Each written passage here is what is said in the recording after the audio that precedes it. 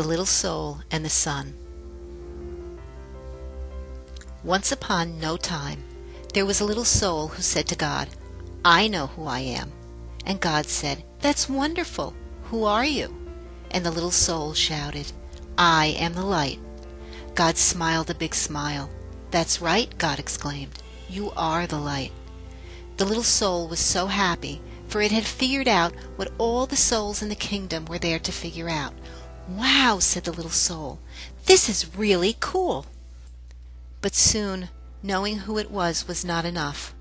The little soul felt stirrings inside, and now wanted to be who it was. And so the little soul went back to God, which is not a bad idea for all souls who want to be who they really are, and said, "Hi, God. Now that I know who I am, is it okay for me to be it?" And God said, "You mean you want to be who you already are?" "Well," replied the little soul, "it's one thing to know who I am, and another thing altogether to actually be it. I want to feel what it's like to be the light." "But you already are the light," God repeated, smiling again. "Yes, but I want to see what that feels like," cried the little soul. "Well," said God with a chuckle, "I suppose I should have known. You always were the adventurous one."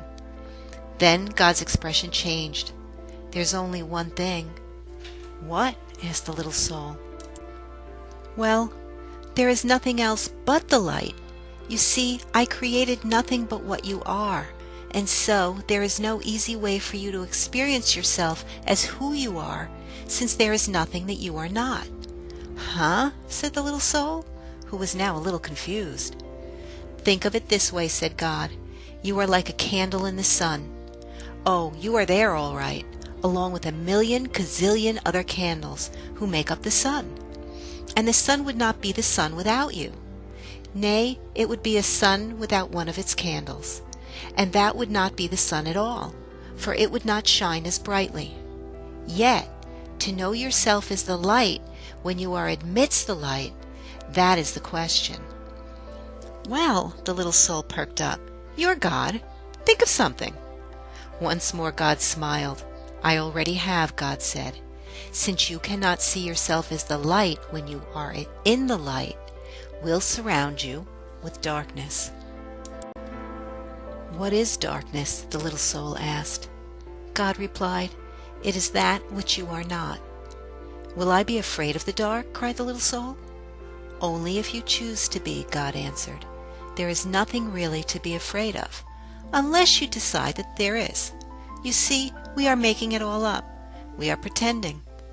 "Oh," said the little soul, and felt a little better already. Then God explained that, in order to experience anything at all, the exact opposite of it will appear. "It is a great gift," God said, "because without it you could not know what anything is like. You could not know warm without cold, up without down, fast without slow. You could not know left without right, here without there, now without then. And so," God concluded, "when you are surrounded with darkness, do not shake your fist and raise your voice and curse the darkness, but rather be a light unto the darkness, and do not be mad about it. Then you will know who you really are, and all others will know too. Let your light so shine that everyone will know how special you are." "You mean it's okay to let others see how special I am?" asked the little soul. "Of course," God chuckled. "It's very okay. But remember, special does not mean better. Everybody is special, each in their own way, yet many others have forgotten that. They will see that it is okay for them to be special only when you see that it is okay for you to be special." "Wow," said the little soul, dancing and skipping and laughing and jumping with joy. "I can be as special as I want to be." "Yes, and you can start right now," said God, who was dancing and skipping and laughing right along with the little soul. "What part of special do you want to be?" What part of special?" the little soul repeated. "I don't understand." "Well," God explained, "being the light is being special, and being special has a lot of parts to it. It's special to be kind. It's special to be gentle. It's special to be creative. It's special to be patient. Can you think of any other ways it's special to be? The little soul sat quietly for a moment.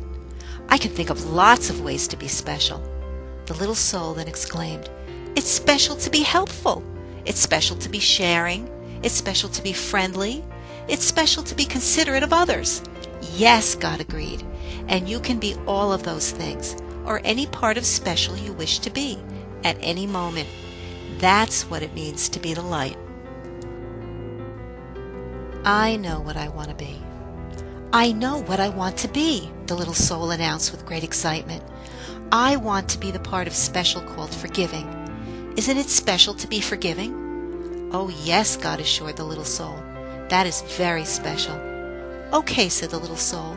That's what I want to be. I want to be forgiving.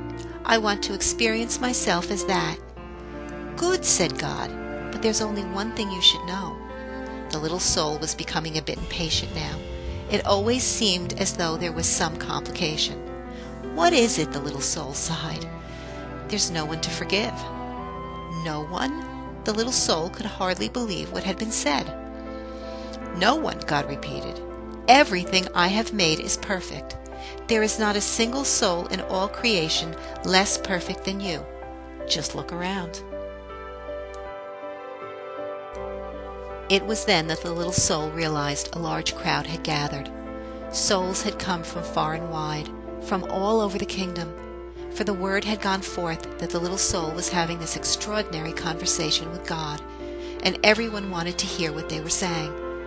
Looking at the countless other souls gathered there, the little soul had to agree. None appeared less wonderful, less magnificent, or less perfect than the little soul itself. Such was the wonder of the souls gathered around, and so bright was their light that the little soul could scarcely gaze upon them. Who then to forgive? Asked God. Boy, this is going to be no fun at all, grumbled the little soul. I wanted to experience myself as one who forgives. I wanted to know that part of special. And the little soul learned what it must feel like to be sad. But just then a friendly soul stepped forward from the crowd. Not to worry, little soul, said the friendly soul. I will help you. You will? The little soul brightened. But what can you do? Well, I can give you someone to forgive. You can? Certainly, chirped the friendly soul. I can come into your next lifetime and do something for you to forgive. But why? Why would you do that? The little soul asked. You who are a being of such utter perfection, you who vibrate with such a speed that it creates light so bright that I can hardly gaze upon you. What could cause you to want to slow down your vibration to such a speed that your bright light would become dark and dense? What could cause you, who are so light that you dance upon the stars and move throughout the kingdom with speed of your thought, to come into my life and make yourself so heavy that you could do this bad thing? Simple, the friendly soul said. I would do it because I love you.